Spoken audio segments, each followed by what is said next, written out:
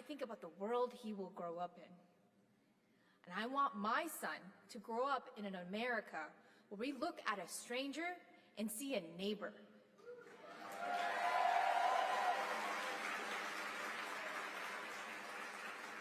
And I want my son to grow up in an America where we have the next president be Vice President Kamala Harris.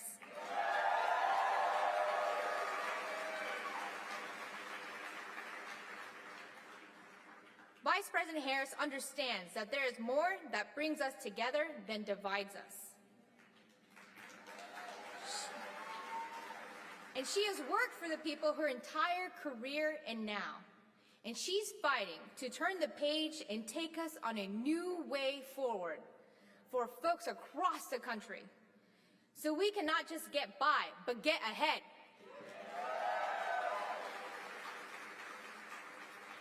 She's fighting to protect our basic reproductive freedoms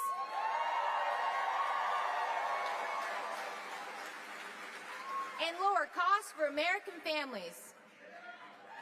But Donald Trump is only fighting for one man, himself. Ooh. Don't boo, go vote. Yeah, there you go.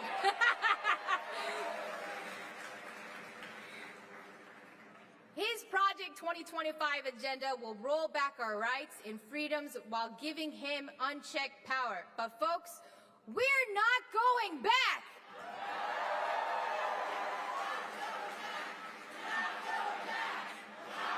We're not.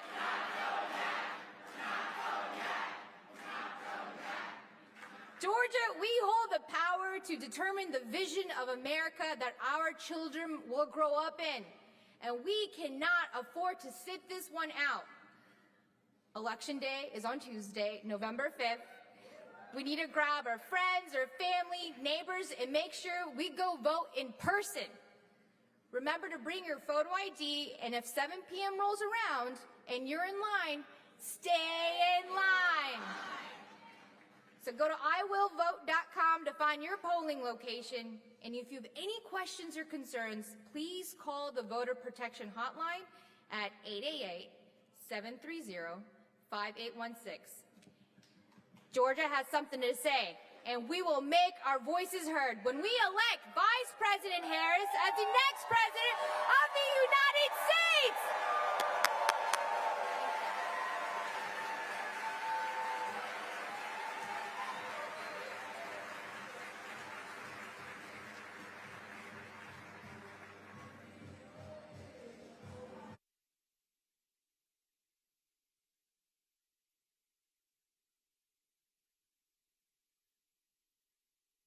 Please welcome Cobb County Board of Commissioners Chair, Lisa Cupid.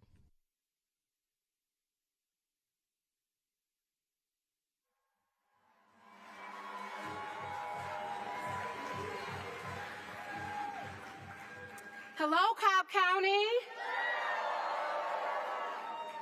It is wonderful to see you all here today. Again, I am Lisa Cupid, and I proudly serve as chairwoman of our Board of Commissioners. With your help, I'll continue to do so.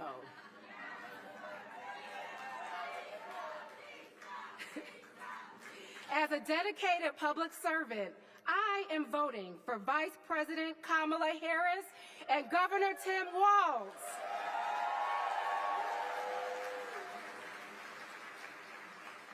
I'm voting for them because I know that they will put you, the people, above personal ambition. Harris's New Way Forward agenda is about optimism and uniting our country in pursuit of our highest values. Her opponent, well, his campaign, it's about the same old rhetoric of chaos and division. We know that when he would walk into the Oval Office, he would be focused on an enemies list based on revenge, hate, and division.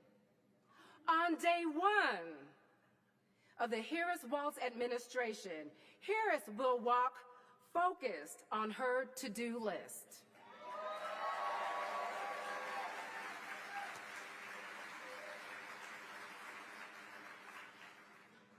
She will build an opportunity economy that builds up the middle class and works for all Americans.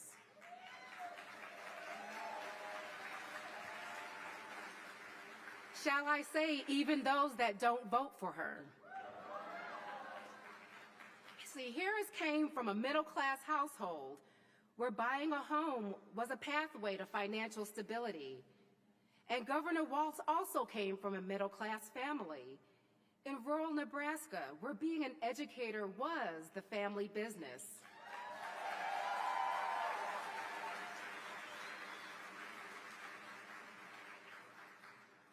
They know that an essential ingredient to achieving the American dream is being able to purchase your own home. And she will take on housing costs and she will cut red tape.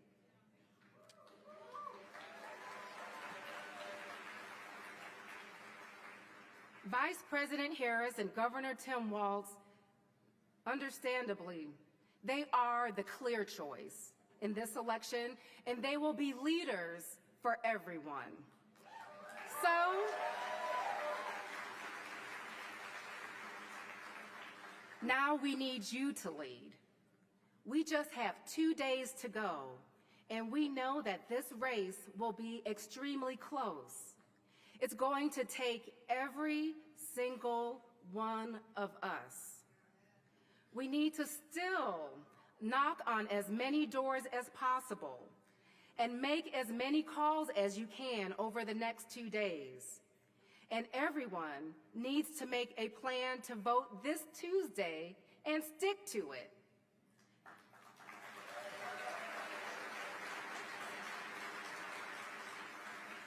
Or you can be one of the 60% in Cobb County that has voted already.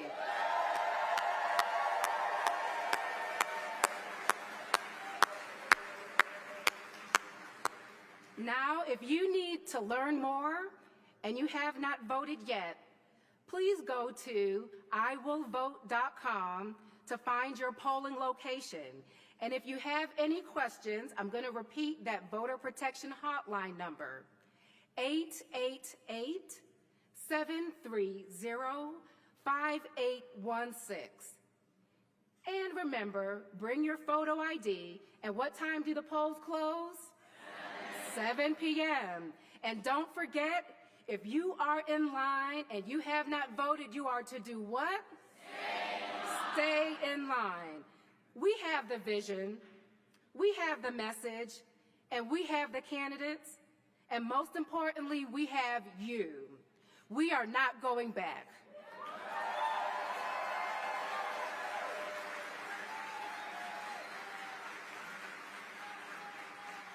Thank you so much, Cobb County. We're not going back. We are not going back.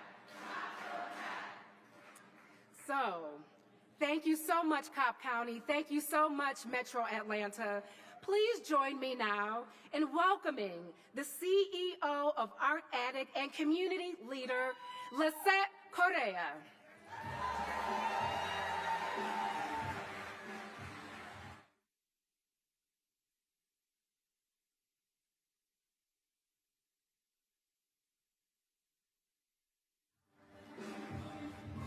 What's up, Atlanta? My name is Lisette Correa, better known as Art Addict, for my vibrant murals and artwork. One thing I do in my artwork that is important to me is highlight people in vibrant colors versus skin tones that has been used to divide us in society. I want my viewers to see how we all relate to one another by the details. See, to me, it's about how your soul shines and the love you spread. We are standing on land that one man had a dream of unity and love. Meanwhile, Trump wants to take away the Board of Education, divide us, and rip away the history of this country.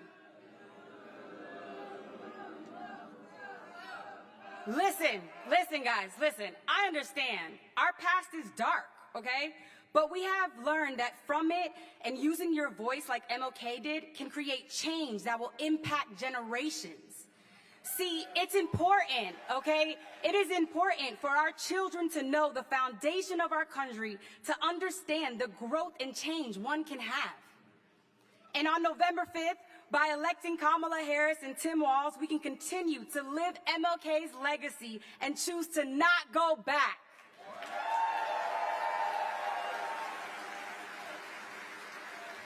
As a Puerto Rican American, I am honored.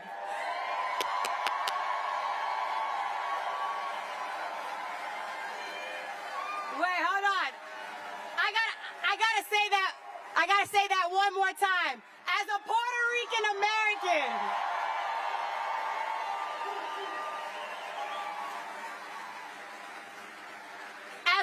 Rican American, I am honored to be here in support of Vice President Kamala Harris and Governor Tim Walz. Harris represents a new way forward, one where all Americans, including the proud Puerto Rican community here in Atlanta, have a chance to not just get by, but get ahead. Her plan will create economic opportunities, modernize the island's energy grid, and increase access to life-saving health care. When Vice President Kamala Harris sees people struggle, she acts. Trump has made it clear that he wants to sell our island and had the audacity, okay, to allow one of his speakers to call my beautiful island trash. Right. But listen, Trump pointed one finger at us, and now every Puerto Rican is pointing right back at him, baby.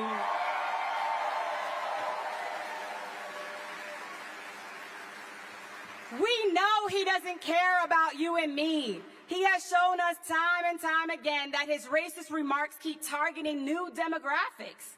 He continues to cause divide in our country, and let's be clear, he only cares about himself. In Atlanta, when someone shows you who they are, believe them. I was raised by a single mother who never allowed me to go without anything in my life. My whole life, I witnessed women run the household, birth children, take on toxic masculinity, and still continue to rise. See, one thing I know about women is we don't give up. There is something in our hips and the strength in our legs that keeps us grounded.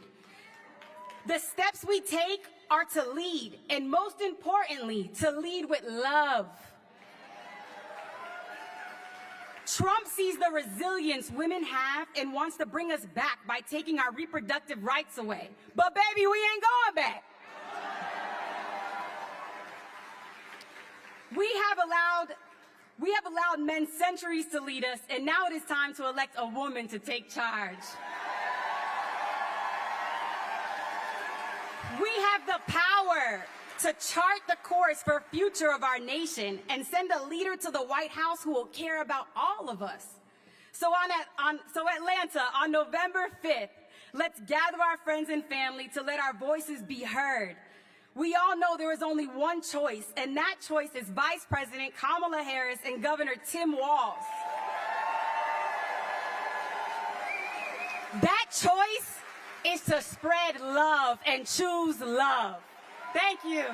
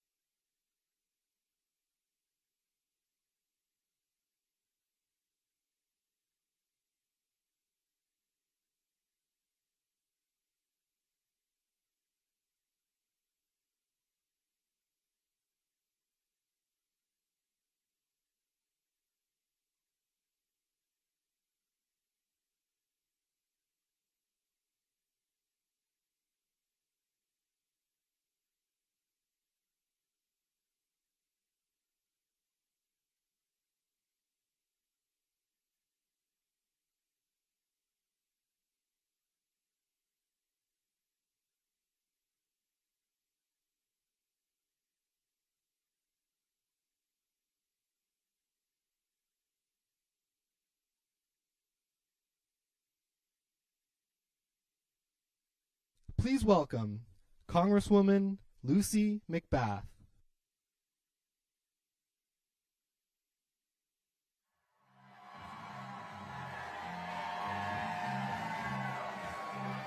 Well, hello, Georgia. How are you? Hey, Smyrna, how are you? I am Congresswoman Lucy McBath. I'm standing on my toes. And I am so excited to welcome back Governor Walz and Second Gentleman Doug Emhoff to Hotlanta. Now, y'all, it may be fall, but in the South, we all know summer runs straight through Thanksgiving.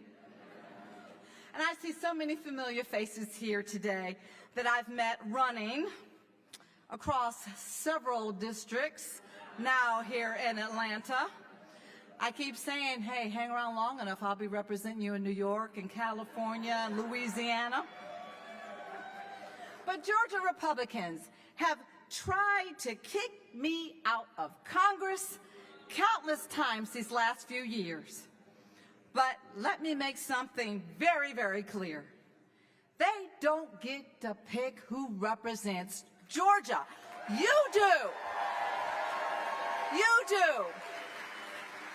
So I am here for the fight. Are you with me? Lives are on the line this election cycle, and we must sprint over this finish line. And as I've been on the campaign trail working to elect Kamala Harris and Tim Walz, the word that keeps coming back to me over and over again is hope. And I'll have to say, I know a little bit of something about hope. It's what got me through the darkest season of my life when in 2012, I lost my son Jordan Davis to senseless gun violence, simply because he was just playing loud music in his car.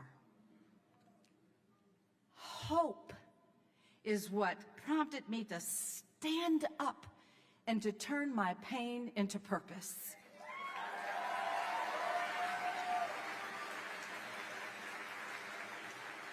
Hope is what had me, just a suburban mom who worked as a flight attendant, speak out and become an advocate against dangerous gun laws. And hope is what I remember learning as a young girl in the civil rights movement with my parents, who led the Illinois branch of the NAACP and brought us along to all the marches and all the rallies across the country, including the March on Washington. Hope is what propelled my heart in 2018 to run in a district that was once held by Newt Gingrich and flip it for the first time in decades. And y'all, I flipped that district by 1 percentage point. But hope is what we all cling to in our darkest hours. But for those bold enough, it's also our first steps towards transformation. Today, we're all coming together because we've heard the vicious vitriol that's been spouted by extremists. And we gather as a show of force to tell the wave of hate and divisiveness afflicting our nation that we are not going back. Because we've seen hope. And this Tuesday, it's got 2 names. 2 names at the top of the ballot box across the nation. And those names are Kamala Harris and Tim Walz. Woo!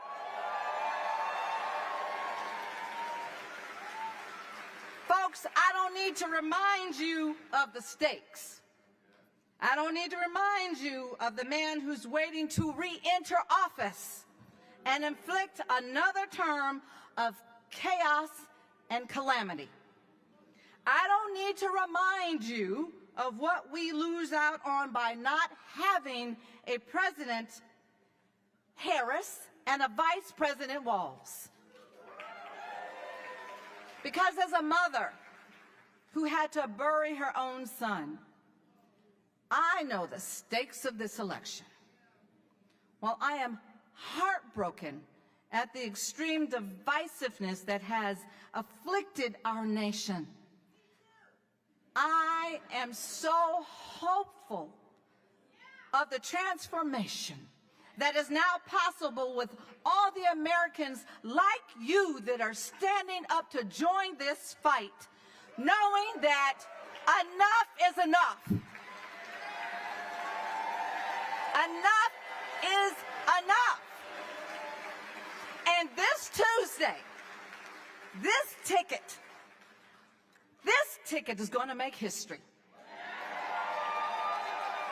Then, this Wednesday, we get back to work. Georgia, are you ready for change? Georgia, are you ready to win? Georgia, do you have your boots on to get in the trenches and fight? Because we know when we fight, we what?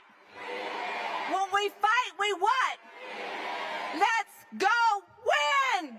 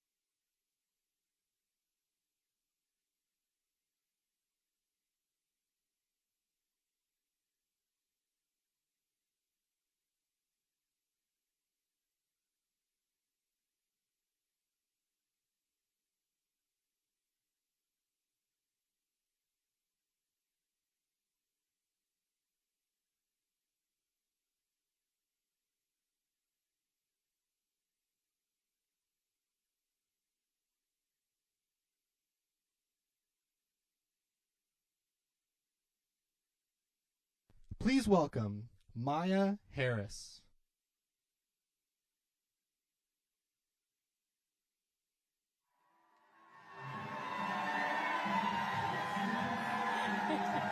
Hello, Atlanta. Hello. I am so happy to be back in Georgia for this final sprint of our campaign. And I just want to thank all of you for being here. Thank all of you for what you have done, are doing, and I hope you will do to help Kamala Harris and Tim Walz win the great state of Georgia and win this election. Now, you all are here because you know the stakes of this election. You know the choice we face in this election is between two fundamentally different views of and for our country.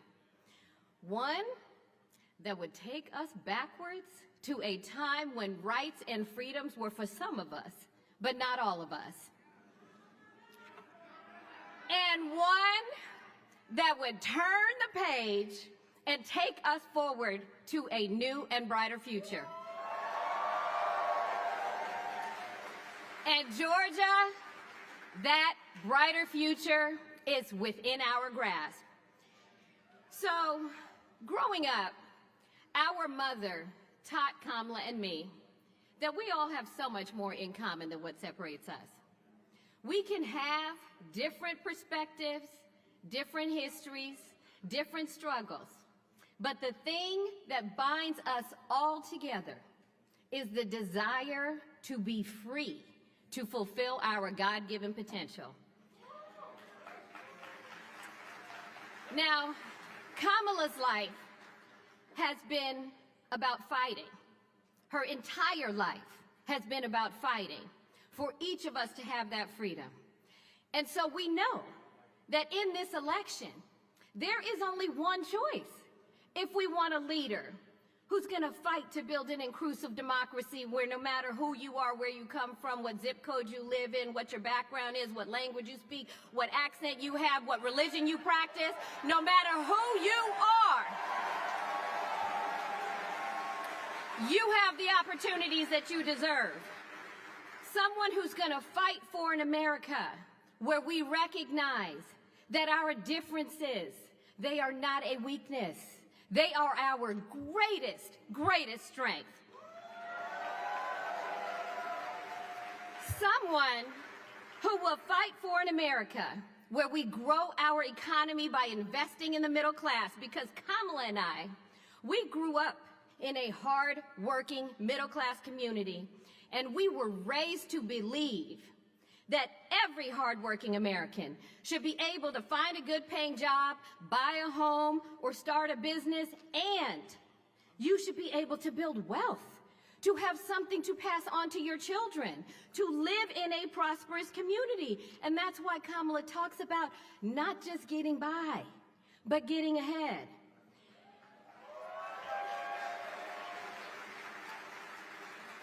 And listen, we know there is only one leader who's fighting for an America that trusts and respects women to make our own decisions about our bodies, our health, and our future.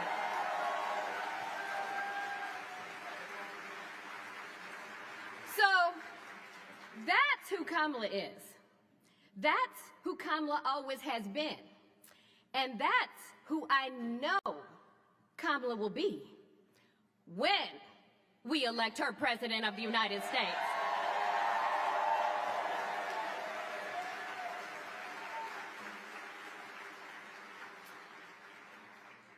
And Donald Trump,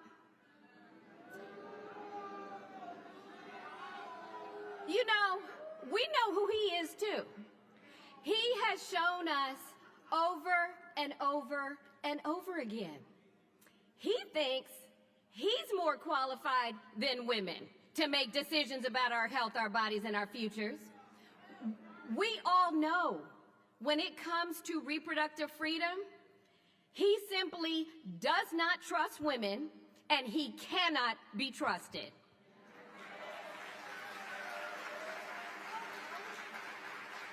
And you see how he and his allies talk about hardworking families, the disrespect, the disparaging of whole communities.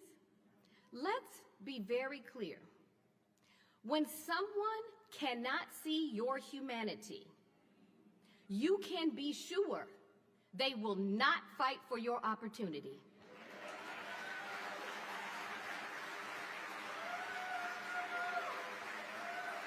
He will not fight for your family. He's not looking out for Georgia. He's just looking out for himself. He'd rather stoke fear and hate and divide this country than unite us, because he knows when the people come together, we have the power. So we now have 2 days, okay? We have 2 days left to show that power. You have the power. Georgia, you can decide this election. And let me tell you, over the last couple of months, I have been traveling the country talking to voters everywhere about Kamala. And folks that I have met are so committed, so fired up, so joyful. The joy is real. The joy is real. And they are out in force, leading in this moment. Everywhere I go, I am meeting people who are leaving it all on the field, just like you are doing here in Georgia. I was actually in Georgia when you crossed the record-breaking 1 millionth early vote mark. So I'm now just here to say, keep going, keep going, keep going. Or, as our family's other Maya Rudolph said last night, keep Kamala and carry Anala.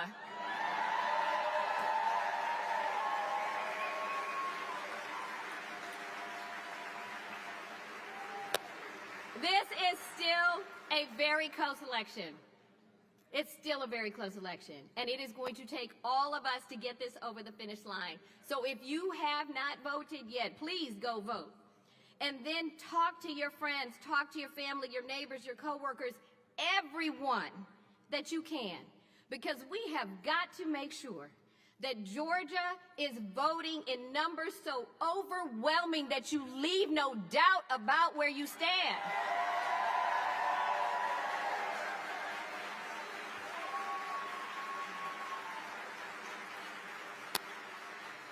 Y'all, we can do this. We will do this. If you all keep showing up like you've been showing up, if you keep doing the work, and I mean keep doing the work until the polls close and not a single more vote can be cast. If you keep showing up and you keep doing the work, that's how we're going to protect our freedoms. That's how we're going to usher in that brighter future that Kamala's talked about. And that is most certainly how we are going to elect my sister, Kamala Harris, President of the United States. Thank you.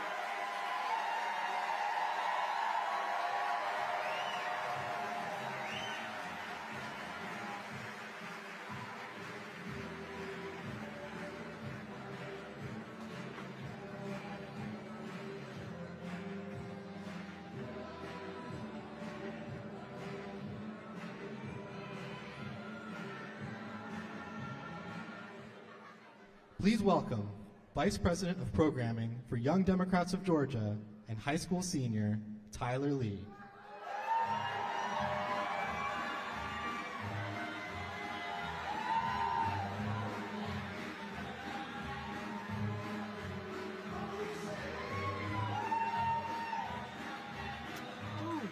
How are we doing, Georgia? My name is Tyler Lee, and I am a senior at Peachtree Ridge High School and a gun violence prevention advocate.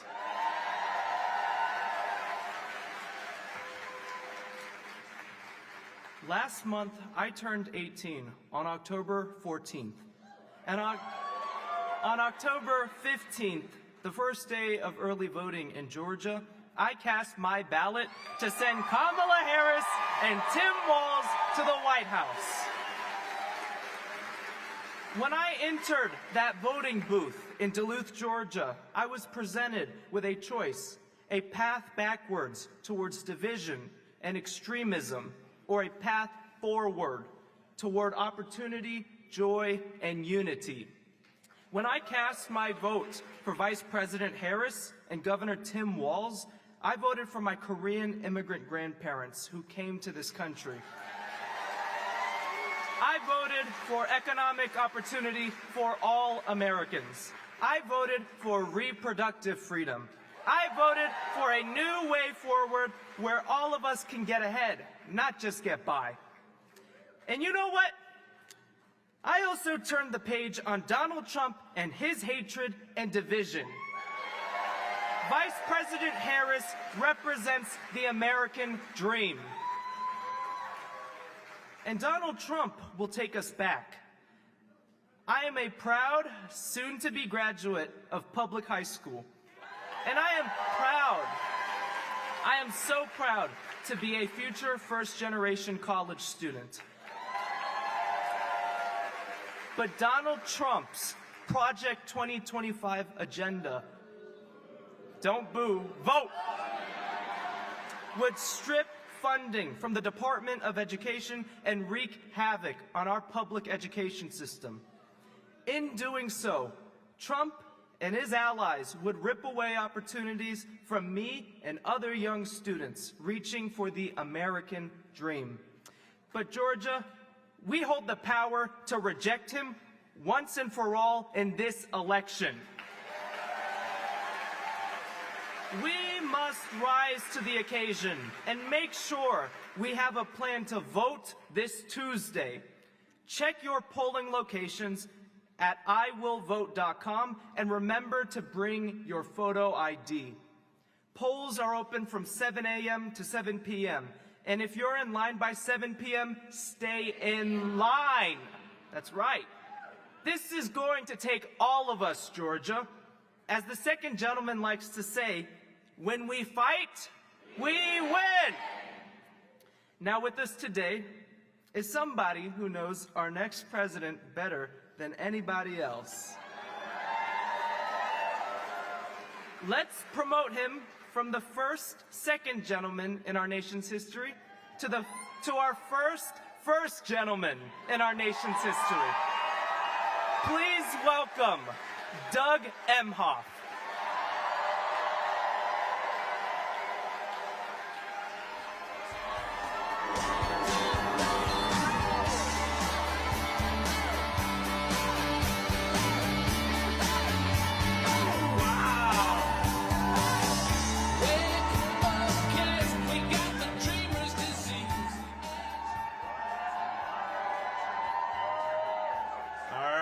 Tyler, great job, man. Thank you so much. He got to introduce my wife, Kamala, too. It's pretty good. He showed me a picture. And my sister-in-law, Maya Harris, how amazing is she? But even after SNL last night, she's still my favorite Maya. Although the other Maya's pretty good, too, right? But I got to tell you something. We are right near the end. Just got a couple of days left, a couple of hours left. So it means so much to me to be on the road with family in these final days of the campaign, because family is what this is all about. Our daughter Ella was with me yesterday in Pennsylvania. Our son Cole joined me in Las Vegas a couple of days ago, and we actually got to see Kamala speak with J-Lo too. But we've gone everywhere. I have been all over this country, backwards and forwards, for the last 15 weeks. And what better way to finish strong than here in Atlanta with my pal, Governor Tim Walz. And man, you're in for a treat with Michael Stipe, the Warren Treaty, and John Bon Jovi. Now, I actually grew up about a few miles away from John Bon Jovi, believe it or not. New Jersey, Old Bridge, you know? And he's such a legend, but he's such an awesome person. The way all the things that he does for his community and his country, I'm very proud to call him a friend. And Kamala actually got to be with John and the Warren Treaty yesterday in North Carolina. And I'm thrilled that we're all here with you today. And John is with his wife, Dorothea. They've done so much for the campaign. Kamala and I are so grateful to them. And the proud son of Athens, Georgia, Michael Stipe. It's so surreal to me to be like a lifelong REM fan. I mean, diehard fan.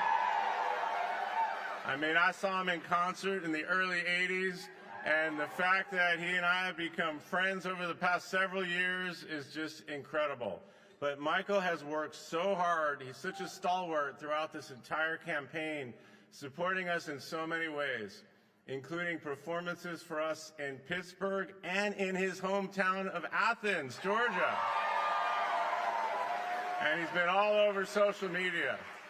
And the Warren Treaty, our new friends, I just got to meet them, but I've seen their video. Tanya, Michael, thank you so much for all you've done along with John. We appreciate you. Now let me talk and brag a little bit about Tim Walz.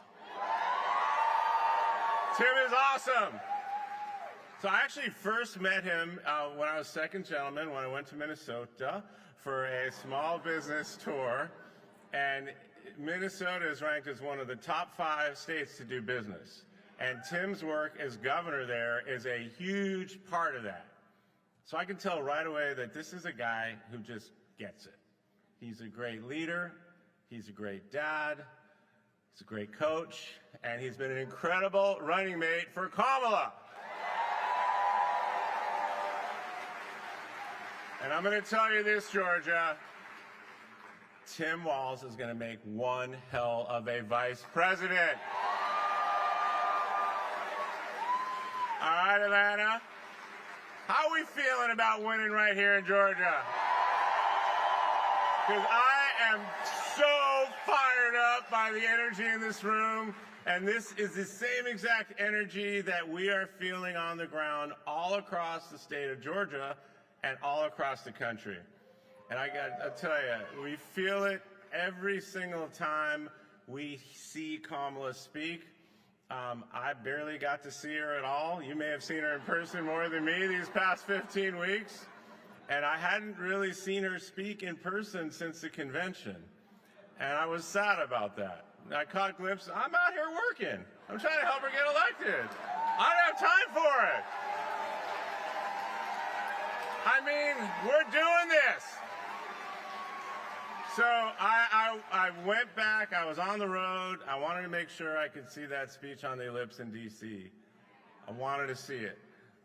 So, you know, to see her in front of all those people.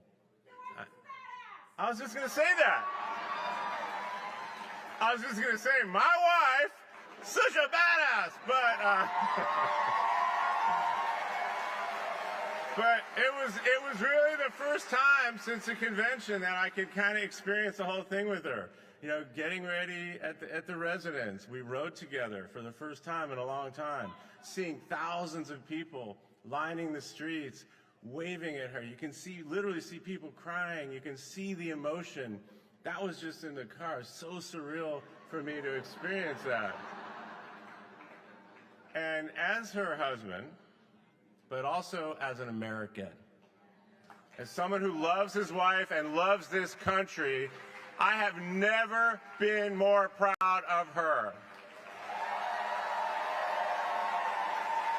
And we saw a president on that stage. We saw a leader with a positive, inclusive vision of America that we can all be proud of. And an America that we all have a place in. This is our country. And reflected in every face and every crowd at her rallies, and right here tonight, is the affirmation that Americans are ready to turn the page.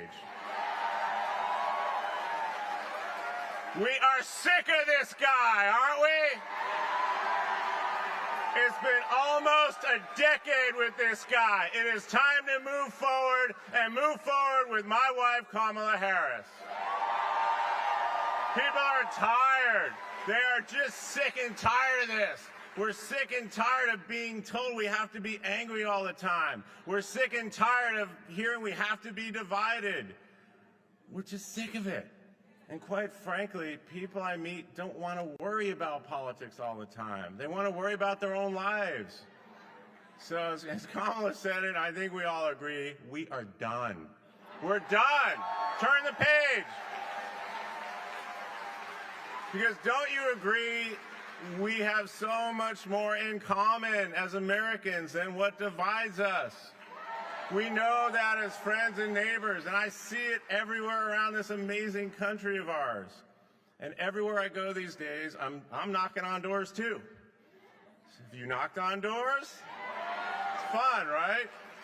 So thank you for your hard work for those doors. So when I go canvassing, it's a little bit different because I got the Secret Service and I got all this these people around me.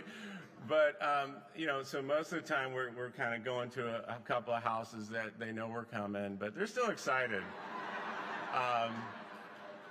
But I was in Las Vegas, and someone comes running out of their house. I'm like, uh-oh, what's going on here? Comes running out, and it was a man who just flagged me down, and I just went up, and he said, I am a Republican. And he wanted to tell me that Kamala Harris was the first Democrat he's ever voted for in his entire life. He told me he could not take another Trump term. He could not take the chaos. He did not want his freedom taken away. He did not want his benefits, Social Security, Medicare taken away. And like so many like him, people are putting country over party. And that's what we need to do. And that's how Kamala's going to be as president. When she was a prosecutor, she never asked a victim if they were Republican or a Democrat. She only asked, are you okay? What can I do for you? And she said that she will be a president for all of us, for all Americans.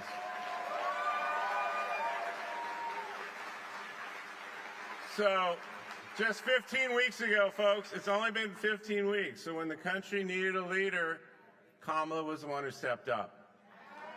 Kamala did what Kamala always does. She just put her head down and she went to work. She secured that nomination. She united the party. She picked an incredible running mate in Governor Walz. And Kamala and Tim have put forth a policy agenda focused on you, your health care, your cost of living, your goal of starting a business, your path to building generational wealth, and protecting your fundamental freedoms. Her solutions to the challenges you face come from listening. She actually listens. And Kamala always asks me, Dougie, how was your day? And we talk about the people that I meet, that she meets, and the stories that you share with us, the struggles, your dreams. My wife cares about what your life is actually like. She understands the hurdles in your way, and she has actual concrete plans to keep you moving forward. But we know this campaign has required more than having the right policy proposals. Kamala had to take on Trump and his little sycophants each and every step of the way. You know, those little, so unbelievable. And she did it making her case. She did it on the debate stage, and she's done it all across America. She's done it because women are dying. They're dying right here in Georgia because of the Trump abortion bans in more than 20 states. Women like Amber Thurman. Now, Trump saying he will protect women whether they like it or not is, come on, come on. Oh, and he's also saying that RFK Jr. will be in charge of women's health? Does that sound like a good idea to you, Georgia? Women want rights. They don't want protection. Women want rights. They don't want protection. And they're not going to be gaslit and lied to by the guy responsible for taking those rights away.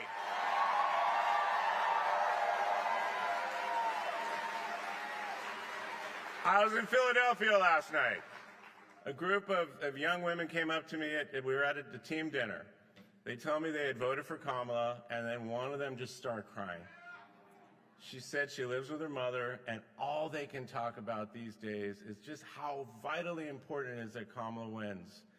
And again, just the emotion. This is what we're hearing, experiencing all over the country because it's that important. She's talking about her own rights, but everyone's rights, and also about what's going to happen in the future. So, look, we need to take this very seriously right now. I mean, we're right at the end, and I know you all see that. And what we need to talk to some of these folks that just don't quite get it yet, but what an actual threat this guy is. Because you got to listen to what he's saying. It's not just a threat to reproductive freedom. It's a threat to all of our freedom, our very democracy. Just today, earlier today, I couldn't believe it, Trump said he shouldn't have left the White House at the end of his term. He said that. He just said it an hour or so ago. Imagine that. And Trump and his team are already making unfounded claims of cheating in this election. After the big lie when they, forced all these states under the guise of election integrity to strengthen or, make it harder to vote, now they're still complaining. And we know exactly why they're pulling these stunts. They're worried because you're voting in record numbers in early voting.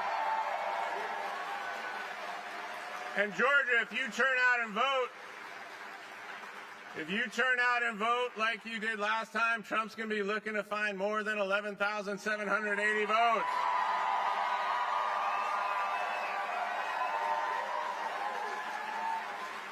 And this guy was a terrible business person in his business, so-called business career. He's a terrible president on the economy. But if he gets back in the White House, our entire economy will be destroyed. When he was president, he added almost $9 trillion to the national debt with tax cuts for his buddies like Elon Musk and the largest corporations. This time around, economists of Moody's have predicted that his policies would trigger a recession immediately. Trump is doing this for a small group of people like Elon Musk. So people, think he's for them, but he's not. He's not your friend. He's not on your side. So don't fall for it. So if you know people are on the fence, tell them to do their research. Tell them to go online and see exactly what's coming out of his mouth. Show them what he looks like while he's saying it.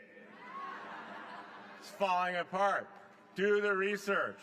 But this election is not just about voting against Trump and Vance. It's about voting for Harris and Walz.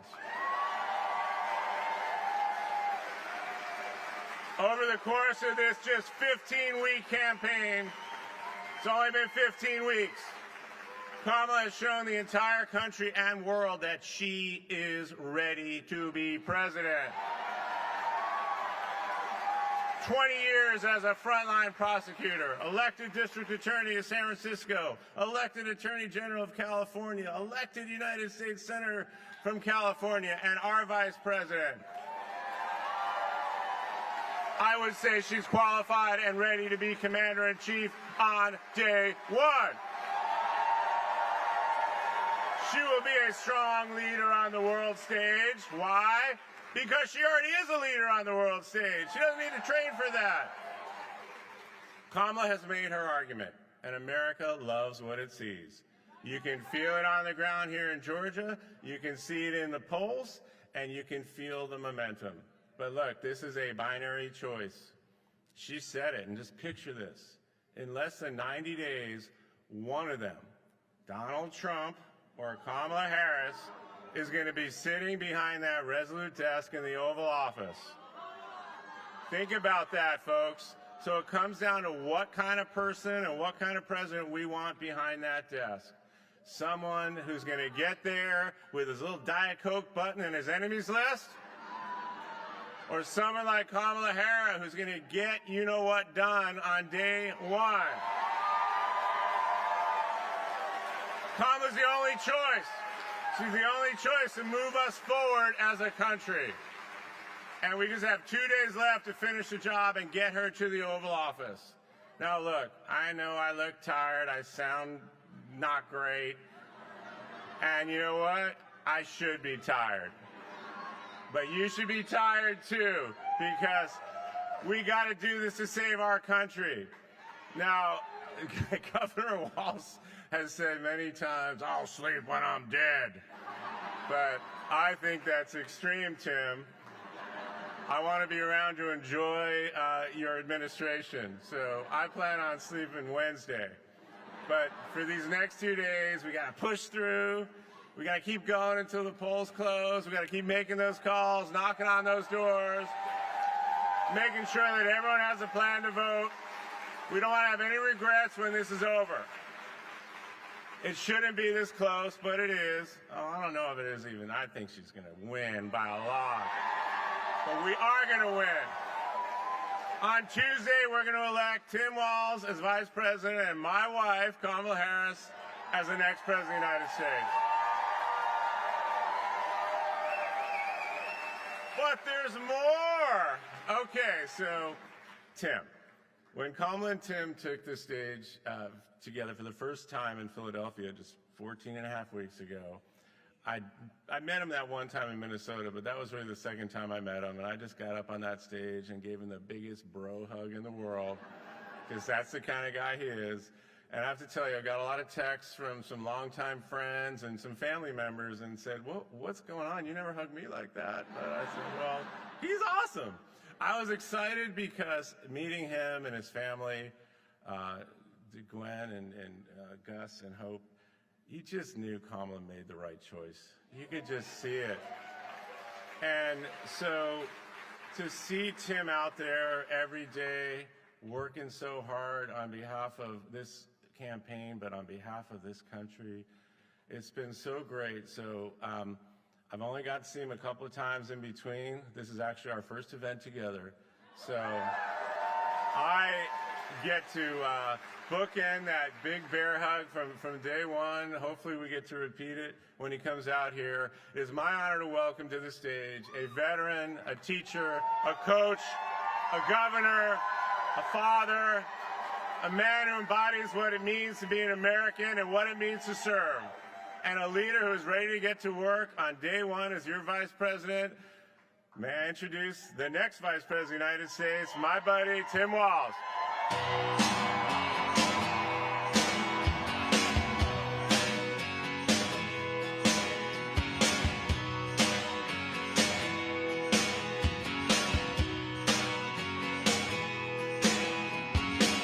Well, I was born in a small town, and I live in a small town.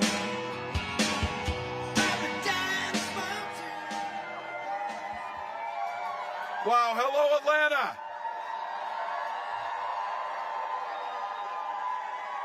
Wow. You're here today, so I got to do it. 27-13, Atlanta here on this one. 2 minutes left in the game. You're in good shape. You're going to win this thing. Falcons. Hey, how lucky are we? Doug Emhoff, an incredible partner. He is going to make the greatest and the first gentleman of the United States, Doug Emhoff. I love getting to know this guy over the past few months. Incredibly grateful. To Maya, thank you for all you're doing. Thank you for the hard work you're doing. Thank you for bringing your powerful message. And can I just say, Georgia, thank you for sending Lucy McBath to the United States Congress. She's there working to protect all our children. And I have to tell you, I got a chance back here. You're going to hear from some folks. As soon as I get off the stage, we're going to get a little bit of entertainment up here. A huge thank you to Michael Stipe, John Bon Jovi, the Warren Treaty, and all the talent. I can't tell you how great it is when you finally get to meet your idols, and they're actually cooler than you thought they were. These guys are. They're out here doing it. And I'll save this. Tyler, thank you for that incredible kickoff to this thing. Let's all agree, after we win this election with Kamala Harris, this next generation of leaders like Tyler, we're going to be just fine. We're going to be just fine. And thank you to all of you. Look around this. Look around this room. You could be anywhere. You could be doing anything at home. Hell, you could have been watching the Falcons. You could have been doing all that. But you didn't. You came here simply because you love this country. Thank you for that. Thank you.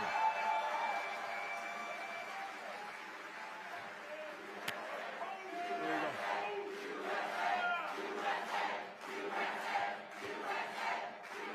Wow. What a privilege. You've been hearing it, and we've been saying it, how many months we had, then how many weeks, then how many days. Folks, we're down to about 48 hours. About 48 hours. 48 hours to not just shape the next 4 years, but to shape the next 40 years and generations to come. Now, I know for this room, because I want to be clear, I understand clearly that I am preaching to the choir.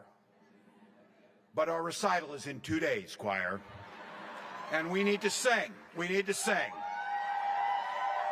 So, there are folks out there, though, that still haven't made up their mind. And I know you've heard it from folks. It's kind of hard to believe, but you've heard them from them. This is the line I get from folks I know, family, some of these, you get them. They say, well, you know, I really can't stand Trump and the stuff he does. And we're all saying, oh, really? You know, after this. But then they pivot to this. But he was good on the economy. That's a little fuzzy, people. I think it's important, again, to just set the stage about that. 4 years ago, during Donald Trump's time in office, we had lost 2.7 million jobs. Unemployment was way up.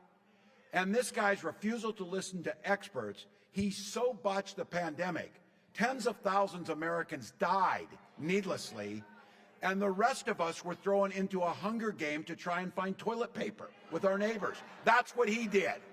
Now look, if he's talking about 4 years ago, if you were a billionaire, you could probably agree with him because you got a tax cut and the rest of us got squat out of the deal. Now, if he gets back in the White House, he's promised, yeah, hell forbid that. Let's go.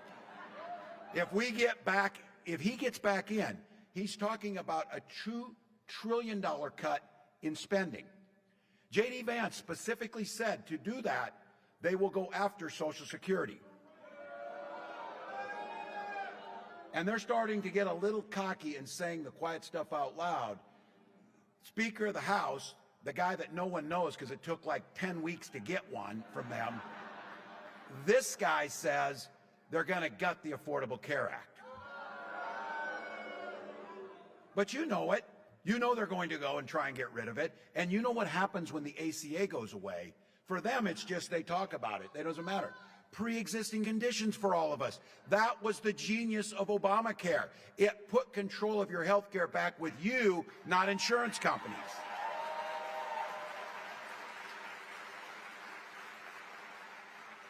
Now, Donald's had 9 years to come up with a plan for health care. He's now morphed it into concept of a plan. But look, he tries now because the ACA is popular. People kind of like having health care. They kind of like taking their kids to the doctor when they need to. They kind of like not going broke and losing their houses because they had a health scare. So it's really popular. But that didn't stop him the first time. He ran on repealing the ACA. He signed an executive order to try and repeal the ACA. He signed on to a lawsuit to get rid of the ACA. And 60 times, he, along with the Republican Congress, tried to get rid of it. Had it not been the courage for John McCain, we would have lost the ACA.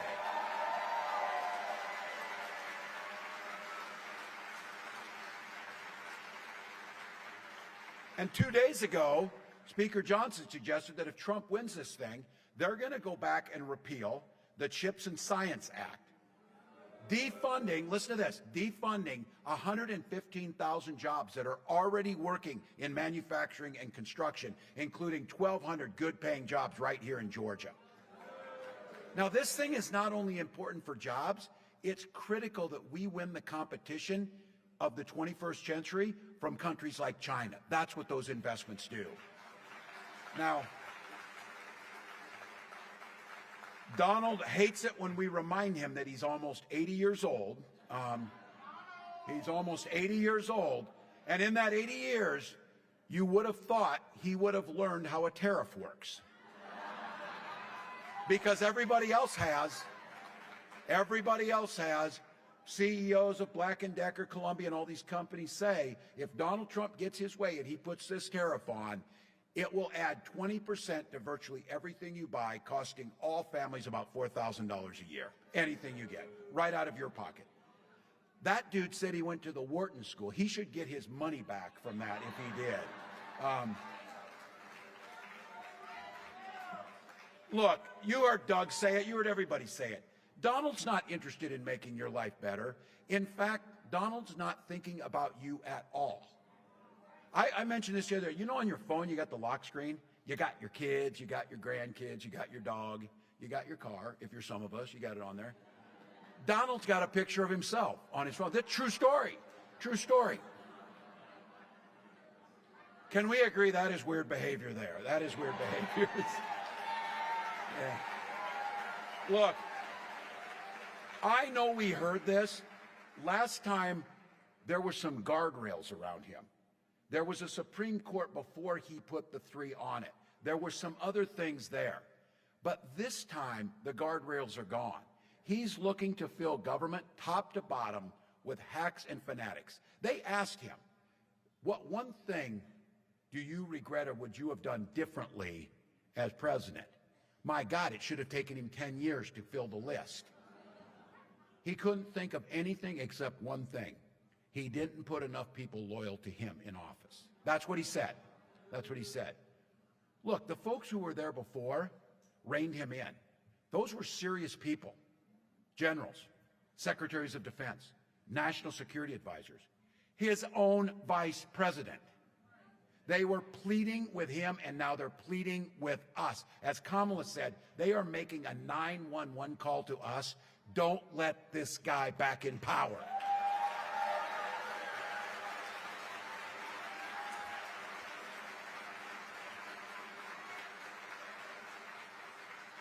Look, I know people are stressed. There's a few good things in this, too. Just think about this. After about 48 hours, we win this thing. We have President Harris.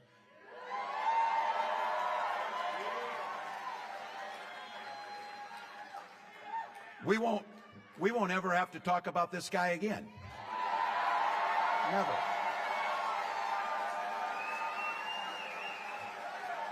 So if you're on the polar coaster, oh, we're winning, oh, we're losing, oh, we're winning, get off the polar coaster. Get off the polar coaster and do something proactive on this. If you want to get rid of the anxiety, go vote. Go vote. This room is going to be part of turning the page on Donald Trump, and we get to elect a new generation of leadership.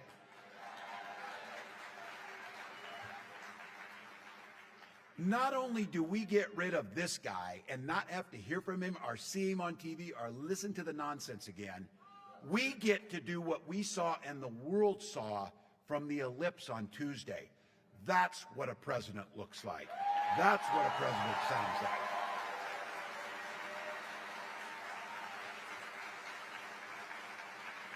That is a president for all Americans with vision and compassion and grace, offering us a new way forward. Look, she promised, we are not for sure. She promised you on day one, she is not going into the White House with an enemies list. She's going in there with a to-do list to improve your life. And we've been clear, right at the top, lowering the cost of living and putting more money back in your pocket. That is her priority every single day. For starters, she talks about, and we will do this, enacting the first ever federal ban on price gouging. Now, I'm out there talking to people. I spent a decade and a half teaching high school. You get pretty good at trying to explain things in different ways to the teachers out here. Let me explain price gouging in a couple examples. I was with a farmer up in Erie, Pennsylvania, and we were talking about food prices and different things. He grew corn, potatoes, and ran some cattle. But I said, so when food prices were cheaper, what were you getting for a bushel of corn? And he said, about $4.10 a bushel. And I said, now that food prices are higher, what are you getting for a bushel of corn? And he said, about $4.10 a bushel. Wow, that's weird. The people actually growing the food and doing things are getting the same amount of money. We're paying more at the grocery store, and the only variable in there that changed is corporate profits are at an all-time high. You think they're messing with us with the lights? Unlike Donald Trump, I just want to give a big thank you who produced these events to the folks who put it on. It's hard work. It's hard work. Usually that's me leaning on the light switch mostly, so that's what you know. But look, Kamala's got a real plan here. 100 million Americans will see a tax cut in the middle class, including the most important tax cut we can implement. We did it during COVID. That's the child tax credit. $6,000. The child's first slide. When we did that during COVID, we reduced childhood poverty by half, the largest decrease in childhood poverty that we have seen in American history. That's what we can do. And extending the cap of $35 on insulin to everyone in the country. Example 2 on price gouging. Kamala was able to get it through. That's $35 on a month for that little vial of insulin. And that's for seniors. That is life-saving that they need. Now, in Minnesota, we extended it to everyone because we had a young man, Alex Smith. Alex aged off his parents' insurance, and he started rationing his insulin. He died. He died because of it. His mom, Nicole, came to the state capitol and said never again should a family go through this type of trauma for it. And we extended the $35 to everyone in Minnesota. That's what Kamala's asking for. But here's the kicker on this. Those of you who know this, that little vial that now costs $35 and she wants to extend to everyone, in Minnesota before we did that, they were charging $800 for that. Many times insurance wouldn't pay for it. Here's the real kicker. It costs $5 to manufacture it. Now, health is a fundamental piece of what we're doing, protecting the ACA, protecting pre-existing conditions, and she has proposed something that is transformational, having Medicare pay for in-home care for our seniors. Big deal. Big deal.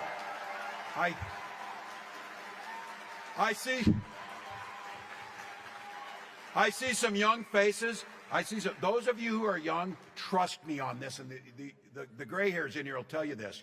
You don't think much about Medicare. You start getting up around 60, you spend about half your day thinking about Medicare because it's pretty important. She's also talked about enhancing those benefits that we paid into by making sure Medicare can pay for glasses and hearing aids.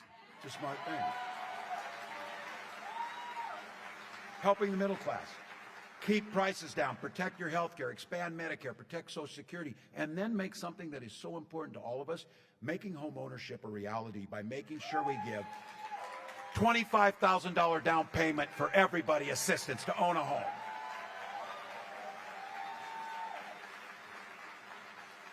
And there's folks that have a dream. To start a small business costs about $40,000, the initial startup cost. We offer a $5,000 tax credit presently. Kamala is proposing that we up that to $50,000 to give more people the opportunity to start their American dream. Now, folks, that's part of our plan around an opportunity economy. It is not a concept. It is a damn plan that works. I'm proud of it. I'm proud of that plan. You know something, we get asked too, because Donald Trump, his plan, adding tariffs, tax cut for billionaires, the economists all said that will add $8 trillion to the deficit. He is already the king of debt. He called himself that. He ran up more debt and it took the national debt higher than any other president before him. So we got asked, how are you going to pay for these programs? I said, well, for starters, Donald can pay his damn taxes to the federal government, which he hasn't done. Because these guys are trying to fundamentally rework this country, making it harder to form unions, pushing workers down, shifting wealth to the few billionaires at the top, while the rest of us get the scraps that are left. Now, it's not just a haphazard thing. They really do have a plan. It's called Project 2025. It's very clear. Some of you heard me say this. I know this about football. If you're going to make a playbook, you're going to run the plays.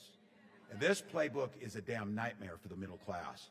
First and foremost, I want this repealing all of the good things that we know could be done, but there's so much in here that goes beyond the economic shift of wealth to the top, tax cuts for the wealthiest, gutting Social Security, gutting Medicare, making it more difficult to form a union. There's also basic freedoms in here. Some of you are old enough, and there's some of you in here, I bet, that at one time were independents or Republicans, maybe John McCain's Republican Party, or a Reagan Republican, maybe, some of those folks. That's different than these guys.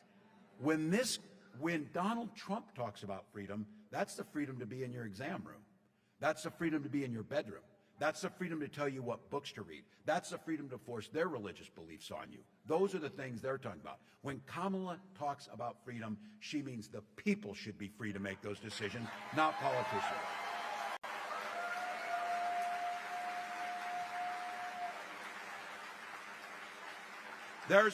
Freedom means a lot of things.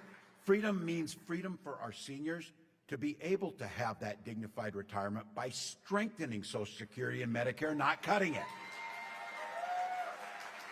And to all of you in here, the freedom to dress your little ones up in their best clothes, send them to school in classrooms where teachers are paid a fair wage and the school is funded. And the freedom of those little ones to be children and not be shot dead in their classrooms.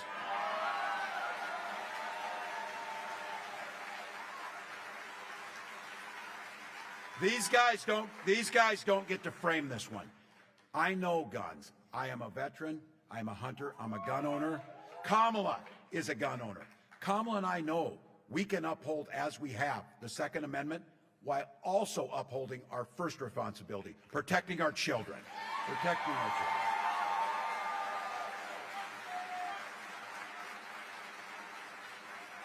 These are the freedoms we're talking about.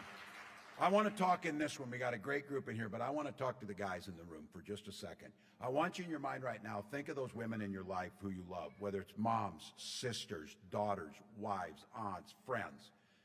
Literally, this election, their lives are at stake on how we vote. Quite literally. Donald Trump appointed those Supreme Court justices who, by the way, lied in their confirmation hearings and said that they would uphold Roe versus Wade. They didn't. They overturned it.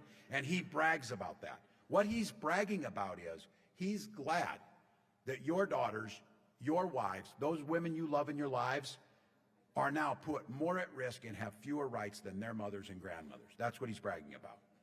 More than 20 states, including right here in Georgia, now have Trump abortion bans. Now, Donald Trump said you shouldn't worry about this. If you're a woman, he'll be your protector. Donald Trump will be your protector.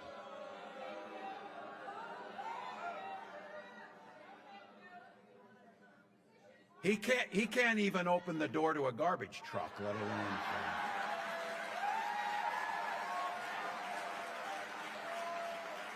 But you're right.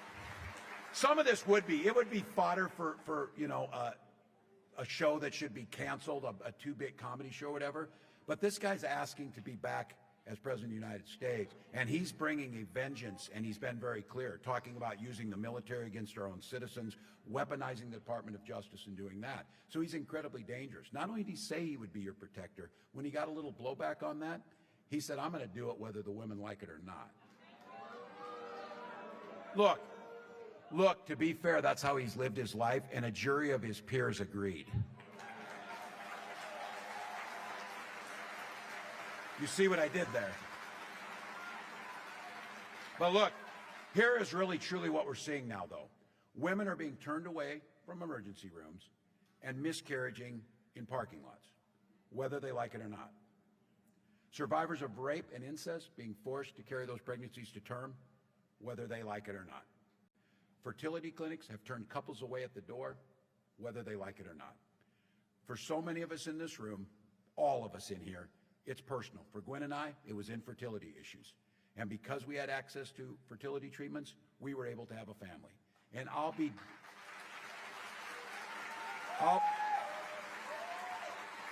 damned if anyone in this country should be denied the same things that we had.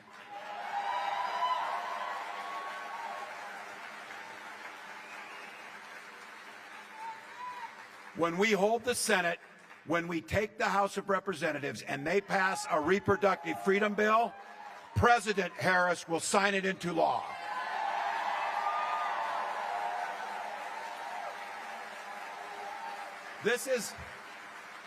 There's a few simple things here. You mind your business, I'll mind mine. And Kamala and I trust women, and it starts from that. I also get a pretty good vibe out of this room that women across this country, every age, every background, every political party, are going to send a loud and clear message to Donald Trump on November 5th.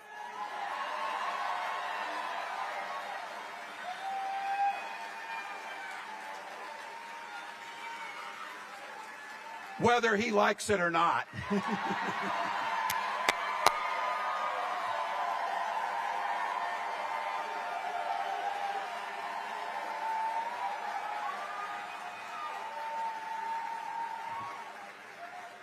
He has no idea that can that he opened up on that day. Look, Kamala says it. We're not going back for a reason. We're not going back to that. We're not going back to the 50s. We're not putting women's lives at risk. We're not busting unions. We're not ignoring science. We're not doing it. And look, we've got the opportunity. That's why I'm here. On behalf of Kamala, on behalf of myself, I'm humbly asking you for your vote on November 5th. Now look, 2 days, momentum's on our side, but we're not taking anything for granted. So I did this for too many years. Here's the deal, folks. This game is tied and there's 2 minutes left. We've got the damn ball. We got the best quarterback on the field with Kamala Harris.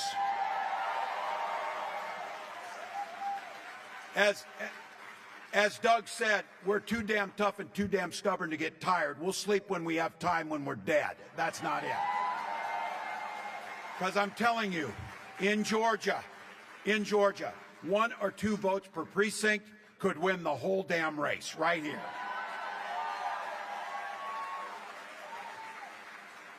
I heard you talking about those 11,700 votes. I'm in agreement with these folks. Let's win this thing by more than that here in Georgia. Let's win it by more.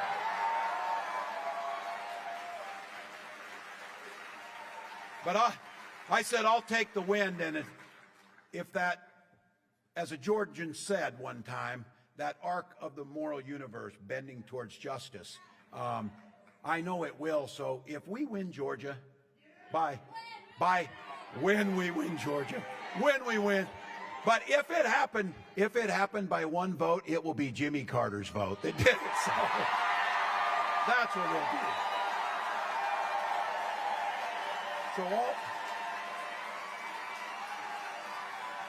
So all of you here, Georgia, you got a proud history down here, and I know this will happen at some point, years in the future, when you're sitting in that rocking chair on the porch and you're rocking away as an old person, and a little one comes up to you, coming home from school, where they're studying the 2024 election, when the American experiment survived, and democracy stood tall, and the rule of law held.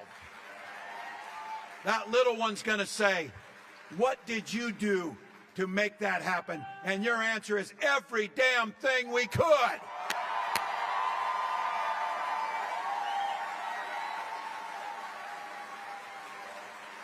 How many of you have already voted?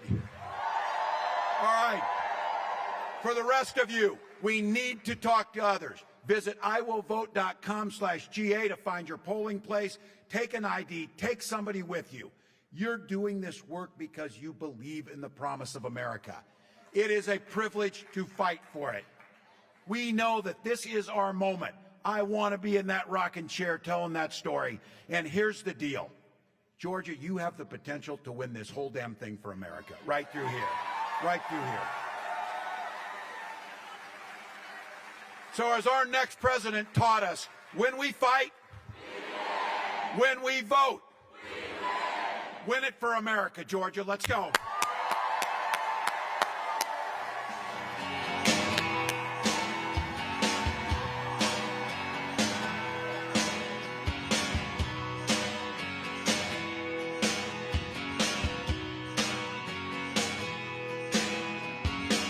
Well, I was born in a small town, and I live in a small town. Small town, oh, small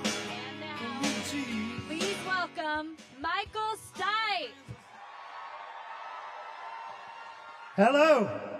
Can you hear me? You guys come on up here, clear this stage. We got some work to do.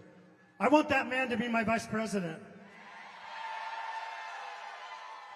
All right, everybody here, give me a V. Give me a O. Give me a T. Give me an E. It's fun to get out the... No. It's fun to get out the V-O-T-E. It's fun to get out the V-O-T-E. All right, you take it from there. Let's try that one more time. It's fun to get out the V-O-T-E. You got it. All right. I have a lot of great stories. I've had an incredible life, but I'm a terrible storyteller. So I'm going to read a little story that's not about politics at all. Let me set the stage. This is a story about love. It was 6 years ago, New York City, 2018. My friend's birthday, and her husband invited 5 of us to have a birthday dinner with her at a restaurant in Midtown Manhattan. So we arrive at the restaurant. My friend is in a terrible, terrible mood. I don't know what had happened to her that day, but it was not good. And we sat down at the table. Her husband ordered vodka martinis for everyone to try to lift the spirit a little bit.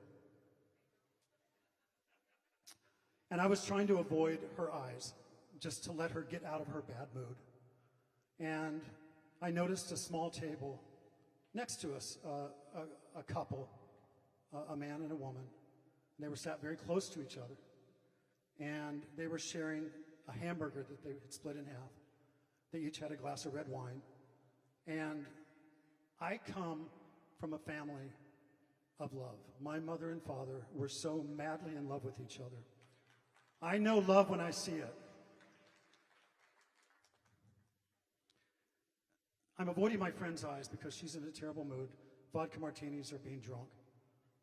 And I catch myself looking at this couple at the next table from time to time, and I think they saw me looking once or twice, and I smiled.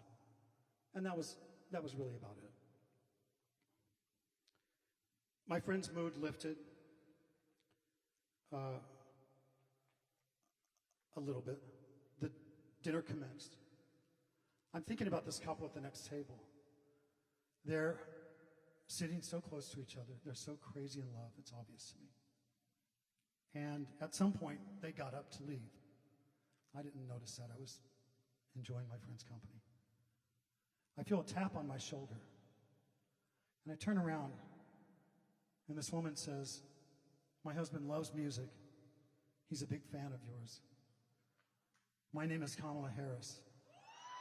This is Doug Emhoff."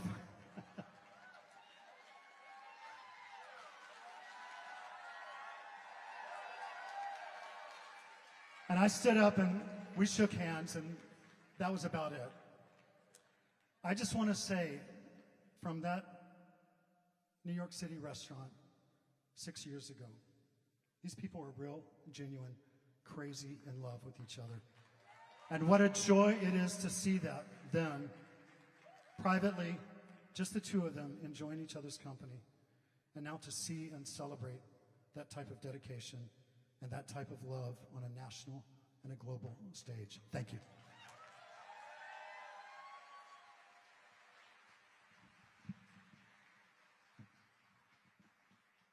I'm going to perform a couple of songs. I'd like to invite to the stage Andy LeMaster and David Barbie.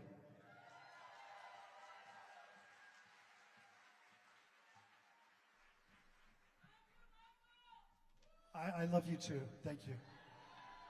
Can you all hear me okay? Did you like my Village People reference there?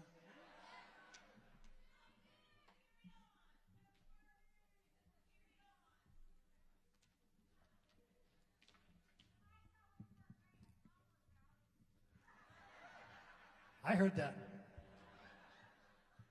We're going to do a song that I performed, that I performed once in public at another one of these rallies, and I really enjoyed doing it then. And we were great, and hopefully we're not going to fuck it up today. This is a song that I wrote with Aaron Dessner from the band The National. And it's called No Time for Love Like Now. Here we go.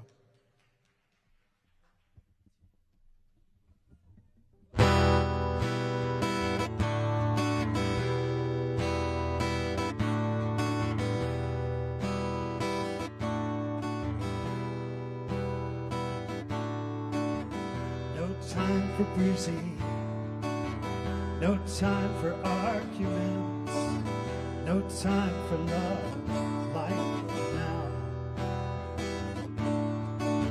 There's no time in the bardo, no time in the in-between, no time for love like now. There's no time for dancing, no time for undecideds, no time for love like now. Where did this all begin to change? The lockdown memories can't sustain this glistening, hanging free fall.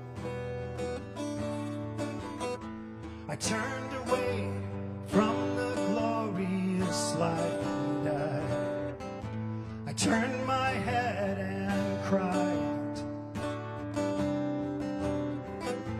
Whatever waiting means in this new place, I am waiting for you.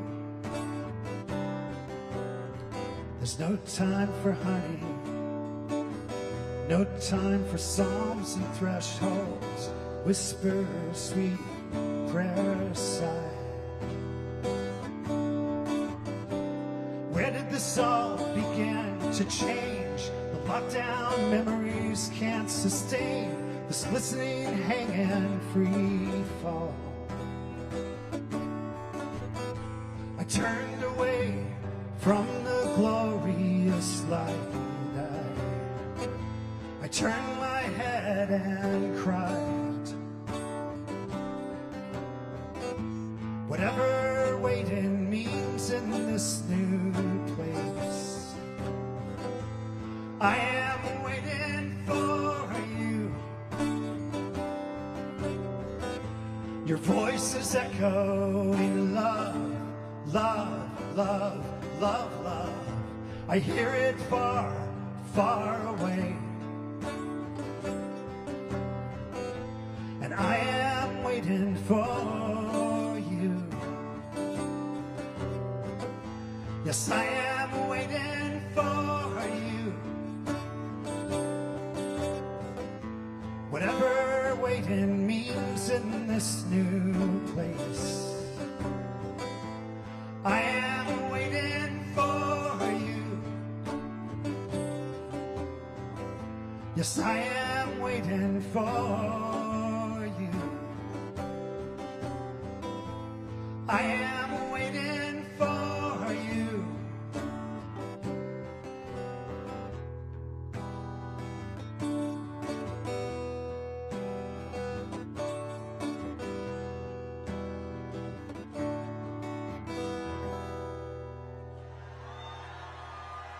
Thank you.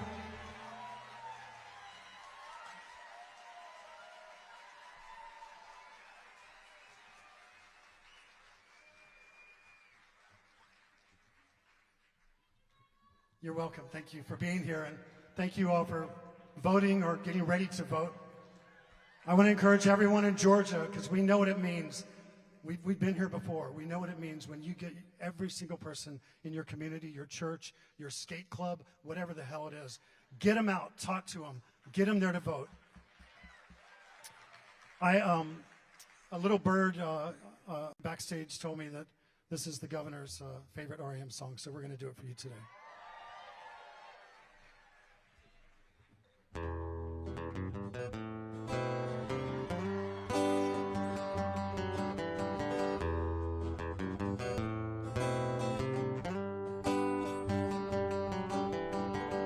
The walls are built up, stone by stone.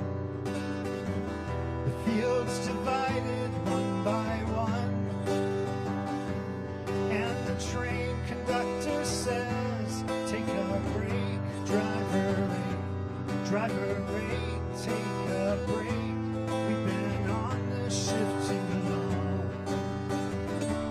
And the train conductor says, take a break, driver rate, take a break.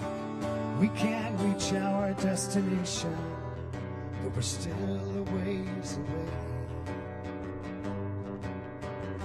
I saw a treehouse on the outskirts of the farm. The power lines have floaters so the airplanes won't get snapped.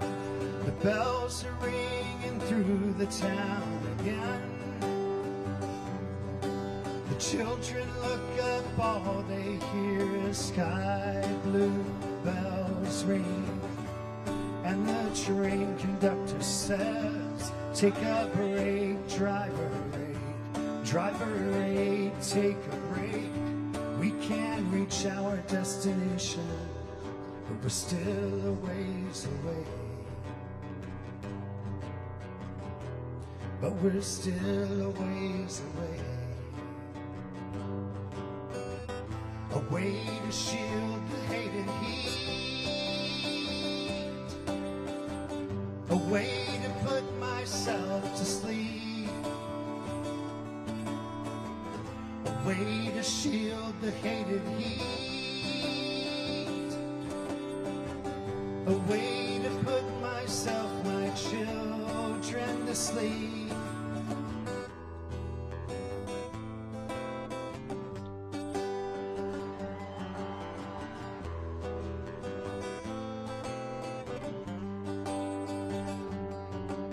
Piloted this song in a plane like that one.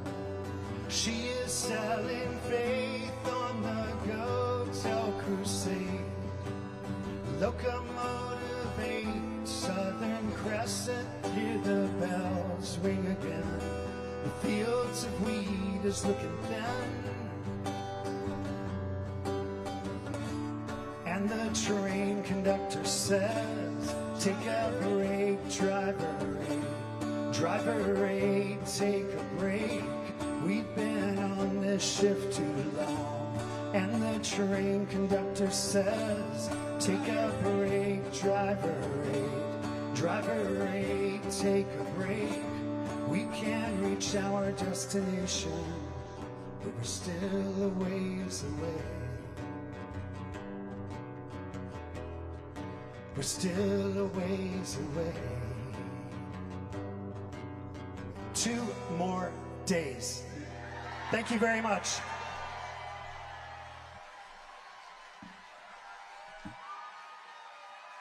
Thank you.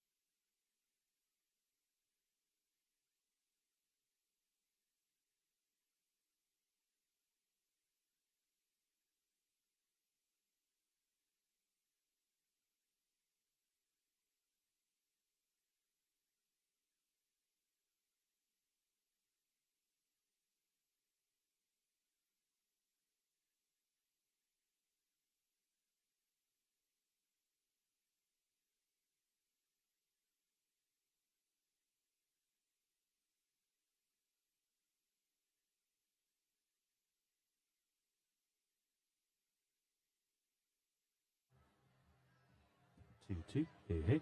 Hey, hey.